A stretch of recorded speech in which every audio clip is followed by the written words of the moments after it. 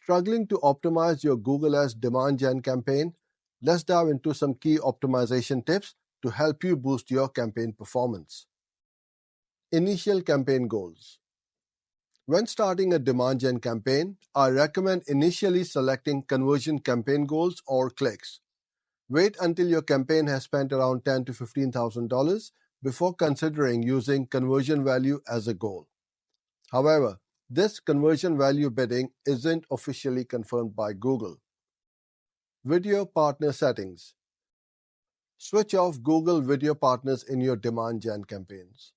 Demand gen are designed to run on Google's own properties, offering a more brand-safe environment. Including video partners can lead to your ads showing on potentially unreliable websites. So keep Google video partners turned off for better control over where your ads appear. Ad group optimizations. Optimized targeting. While Google automatically turns on optimized targeting, consider the optimized targeting light version. You can access this by selecting the small tick box, which allows you to only show ads to people within my age and general specifications. This gives you slightly more control while still benefiting from some of Google's optimization. You can also switch optimized targeting off entirely, but using the light version alongside age and gender targeting can be a good balance. Video ad settings. If you're using video ads, always take the option to choose where your videos show. This allows you to select specific video formats like in-stream, shorts, or in-feed.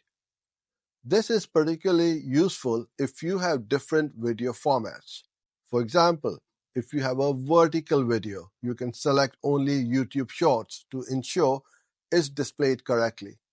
By default, all formats are selected, which is fine if you only have one video. Video enhancements. Google automatically switches on video enhancements, which can create vertical, square versions of your video. If you already have these versions, I recommend switching this off to prevent Google from automatically generating potentially lower quality variations. Now let's move on to ad sets. Headlines. Make sure you utilize headlines in your demand gen ads.